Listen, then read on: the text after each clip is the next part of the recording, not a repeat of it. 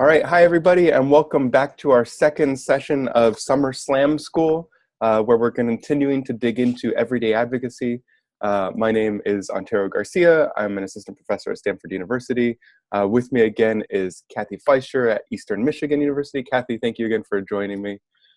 We are continuing a conversation looking into how everyday advocacy can shape what happens in our classrooms and our teaching practice. And so, Cathy, today we're going to be talking about smart forms of advocacy. And to do that, we are joined by one of your colleagues and friends, Kris Gedeon. Kris, do you want to introduce yourself? Hi, I'm Kris Gedeon. I teach at Britton Deerfield Schools in Southeast Michigan. It's a small rural district. I've been in Cathy Fleischer's teacher research group for about 10 years. And I've been doing the Everyday Advocacy for about 4. Awesome. And thank you so much for joining us. I'm excited to dig into this with you. If you are watching this and you have no idea some of the words that Kris was talking about, because these are new ideas to you, go back to our first video. It's probably linked somewhere around here.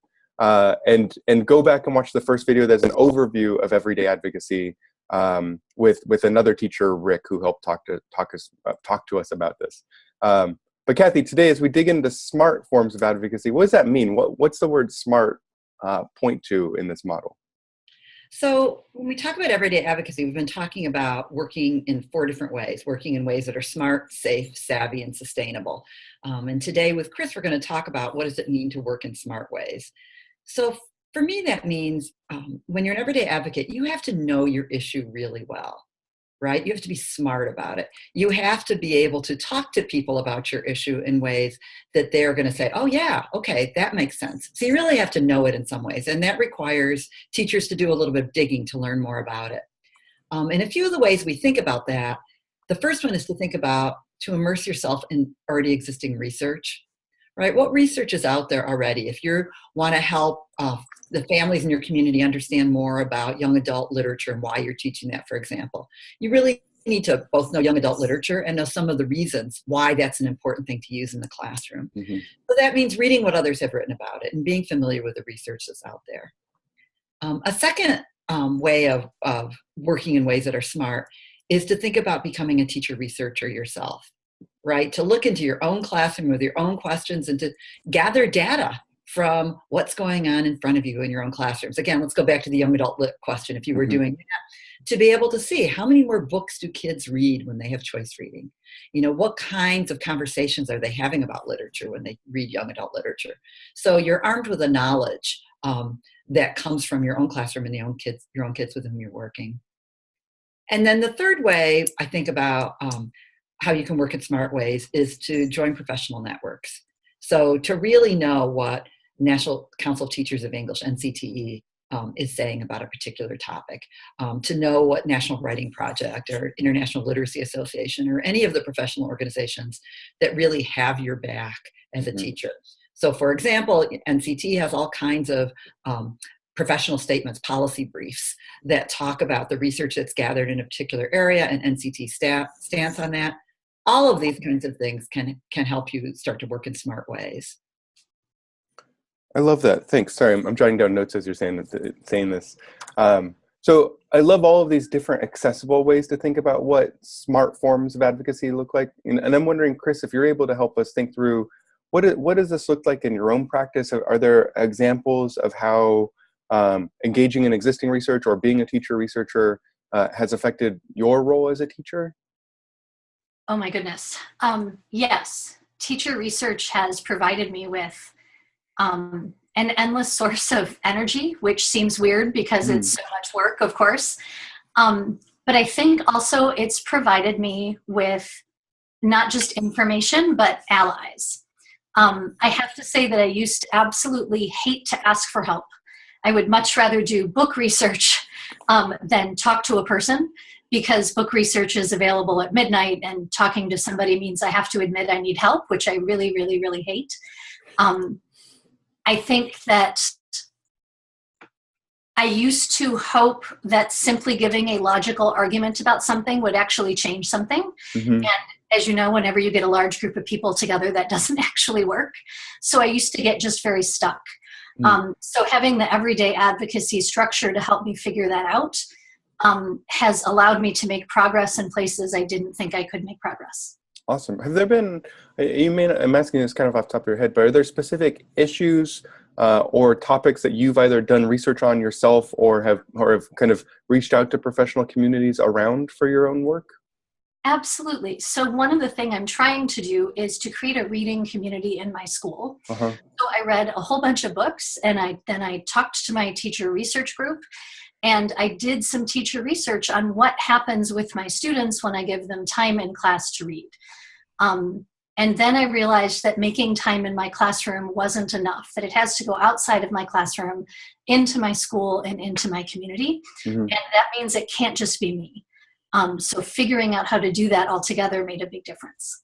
Awesome. You mentioned, so I just want to unpack something that you said, and you talked about you reaching out to your teacher research group. Was that a group of other teachers at your school, and how did that group form? So Cathy maybe can answer this better than I did, because she's the person who runs that group. So we meet at her house once a month with pizza and perhaps a little sip of wine or two. And the group changes a little bit each year, but there's new people and people who have been in it for a long time. Yeah. And that, Cathy, could you add more to do that? Because you've been this amazing mentor and leader in my life. Oh, that is so kind. I feel like I get to participate in this group more than being the leader for this group. So it's a bunch of teachers. We've been doing it for a couple decades now, meeting once a month. And as Kris said, different teachers come and go, but every teacher comes up with a question. So it's a question that they want an answer to, and they want to learn they want to learn by researching into their own classroom what is going on. So, questions have ranged from the ones Kris just said. Kris has had another one over the years in which she's looked at how to teach grammar differently. We've questions on writing, questions on developing classroom community. There have been questions all over the place. And this has really overlapped with advocacy, both like very literally, like many of the teachers who have done this have also done advocacy workshops. But also in ways that aren't always planned. So the idea that when you start digging into your classroom and you start to answer questions and learn more about teaching reading or teaching writing or anything, teaching advocacy, creating classroom community, when you learn more about that, then you start to think about, well, what can I do with that knowledge? And how can I help others understand that knowledge to help make this happen? And that might be reaching out to an administrator, it might be reaching out to parents, it might be reaching out to all other kinds of people that we'll talk about more in future sessions when we talk about developing allies and working in safe ways. But the two are really, really connected, because teacher research, I think, lets you gain a confidence in your knowledge about a topic so that you feel like you can have your voice heard in the community. Yeah, I love that. And I feel like it's kind of a background thing that actually Kris started with this point around the teacher research groups, is this idea of pizza and booze. I think it worked in college and it continues today, right? That, there's something about, building community and snacks that shape how people interact. I have a friend who's a civics educator, civics educational researcher, and he talks about the idea that 50% of social justice is social. And I think there's something to be said about this idea that we need to kind of come together in those spaces. So I think that's really useful. The other thing I just want to name that I've heard from both of you is this idea of kind of a dialogic relationship between existing research and the research that teachers produce on their own. One thing that my colleague Nicole Mira and I have talked about is this idea of pushing back on traditional forms of what counts as data, right? And so the expertise that we have as teachers in our classroom and the kind of experiential knowledge of working alongside our students is just as valid of forms of data as the things that appear in academic journals with lots of citations in them, right? That might be difficult to parse. And I think that's an important stance for us to recognize, is that work that we do in classrooms is super important in illuminating the field for other people. So thank you both for bringing that up. And I also want to add, please, I love that you're using the word data for that. Yeah. Because sometimes teacher research has backed away from using that term. Yeah. And I want us to really reclaim that term, because what we are doing is data collection. And what we're doing is very serious analysis of that data. You know, it's not just, oh, I saw a kid do this and that made me think, right? It's not that level. It's gathering data. It's spending the time analyzing it carefully, as professional researchers do. Yeah, that's a super helpful point, right? And I think as an advocate, that's probably a useful stance for teachers to be thinking about in terms of our practice. Particularly, we could probably say this about any of the past recent years, but particularly where we are with public education, the role of teachers and teachers as a mobilizing force is important. Kris and Cathy, I'm going to share the Everyday Advocacy website. I know folks have seen it on the first video because you're all watching this as the second video, but in case you need a reminder, I'm sharing everydayadvocacy.org. Cathy, can you remind us again what this webpage is if people need a reminder? Sure, it's a website that gathers a lot of the materials about everyday advocacy that many of us have been putting together over the years. There's voices of teachers on it. Kris has her voice on it. Other people who have done some work is on this. So if you go, like A New Vision talks about these things we're talking about now, how to work in ways that are smart, safe, and savvy and sustainable. Great. Yeah, that's that. And there's links to, you can see teacher practices surrounding it. Yeah. And then there's also different ways. If you go up to the top again, Antero, and go to the right, like how to use the site. There's ways to think about using this for professional learning for teacher educators. Great. And then on the far right, there's for opportunities, including if you wanted to come to the 3-day summer workshop that we do. So which you totally should. You totally should. That's what made the difference for me, was being able to talk through it and think through it and learn from each other in that process.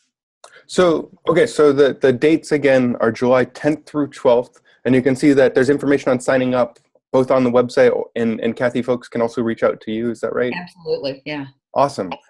And Kris, it sounds like I think that's a pretty good endorsement to think about what this workshop looks like. The other thing that we're hoping you'll do to get engaged, and over the next few weeks, you will see sessions 3, 4, and 5 of this series as Cathy and I talk to other amazing educators and continue to dig into this work. And what we're hoping to do is continue this conversation online throughout the summer. So last week, we asked you, what is one topic that you're interested in digging into?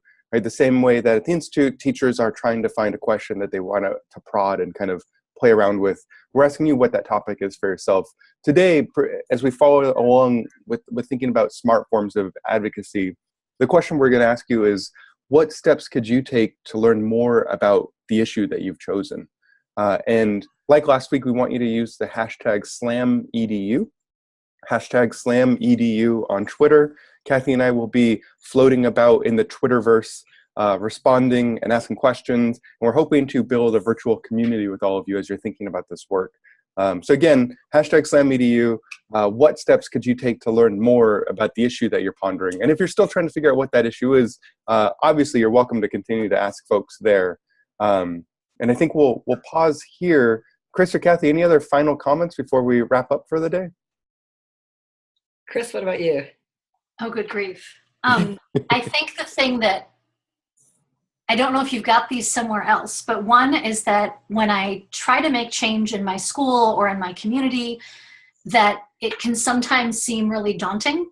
Mm-hmm. And so going for small successes and creating those allies. So I would say specifically, I found some allies to work on an issue in the library, and then later when there was another issue, all of those allies were still working together to solve that one, and it needed much less pushing because we already had a plan. I love it. I think that's probably a good note for us to end on. So Kris and Cathy, thank you so much, and we'll see you all soon. Thank you.